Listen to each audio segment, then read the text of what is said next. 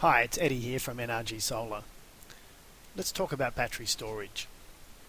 A lot of people are asking questions about when's battery storage coming in, and effectively what battery storage will do is it will allow you to use any excess power that your solar system generates. As opposed to sending it back to the grid, you can put it into your batteries to use at night. So one of the things that people are asking is, of course, what sort of batteries do I use? And the second thing is, how is my system going to be big enough to actually run a battery system overnight? So will I generate enough power to be able to put into the batteries to utilize overnight? So I'm going to show you my house as an example. So I've got a Fronius hybrid inverter installed in my house now. There's a picture of it right there. I've installed it in my cellar, and right now what it's doing, it's measuring through a smart meter the current power that my solar system is producing. So right now it's producing 5.3 kilowatts. It's also measuring how much consumption is being used. Right now there's no one home, so I'm using 538 watts of power, and it's measuring how much is going back into the grid. So this is the amount here that's available to put into batteries, so that when I get home later on today, I can turn on, and the sun's maybe gone down, I can turn on, the oven and the TV and a few other things, and I'll draw from those batteries. So let's have a look at it another way.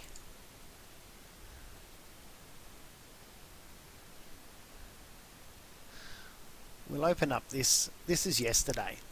What you can see here is this is midnight, and this is probably just a few things on standby mode, the modem running, the fridge is running, and so forth in my house. And you can see that they're averaging around 2 to 3 to 400 watts per hour.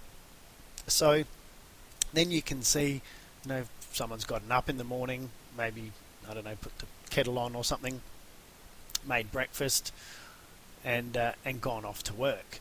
And this is when the sun's coming up. So this grey line is the solar production, and all of this white space in the middle, that's what's available to actually put into the batteries.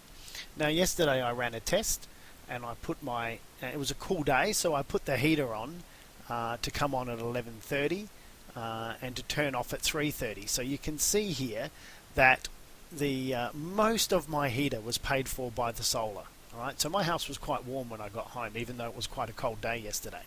Most of the house was heated by the solar, and I drew a little bit from the grid. Alright, you can see here I drew sort of bits and pieces from the grid without that, mainly because the size heating reverse cycle heating system at the house, was drawing more power than what was available from the solar at that time. But mainly what we're looking at here is all this white space. That's what's going to go into the batteries for later use.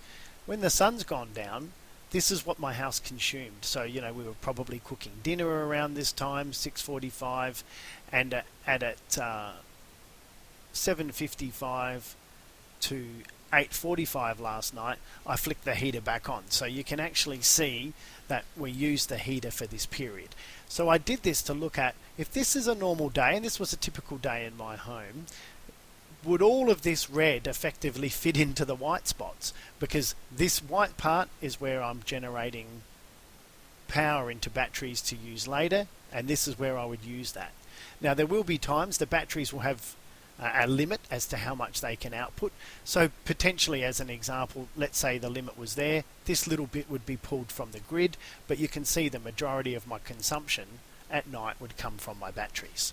So we use data like this to size up a battery system, have a look at what's the available kilowatt hours I can put into the battery, what is the necessary kilowatt hours I need to draw from the battery, and that will enable me to size up the right system. So, and of course all of this starts with a good monitoring device. So in order for me to get this data, I've started the process by installing a hybrid inverter, and the hybrid inverter basically can plug straight back into a battery, and this is a Fronius hybrid inverter which will plug into the Fronius battery pack or the Tesla battery pack when that comes out, the Tesla Powerwall. And effectively, now that I've got this running, I'm one step away from being able to plug batteries into this system. All I need to do now is analyze this data and decide on the right battery solution for me, and then in the very distant, not too distant future, I'll be able to show you what a battery system looks like. You'll also see the batteries go in here, and I will be able to be drawing from the grid and looking at that data as well. The last thing that this solution will enable me to do is have blackout protection, so that if the power goes off at the grid, I will be able to isolate this system and run some basic appliances from the house. So in other words, I might keep my fridges running, I might keep a few lights on and so forth, and I won't be able to run every single appliance. I couldn't go out to my shed and run my welder. I probably wouldn't even be able to run the clothes dryer with the microwave and so forth, but I'll certainly be able to follow an instruction manual that says these are the appliances that your system will now run, and they will continue to operate in a blackout. So I hope this video was helpful to you, and if you've got any questions, you're welcome to give me a call at NRG Solar, and or send me an email, or ask a question on our Facebook, and I'll be glad to answer it. Thank you.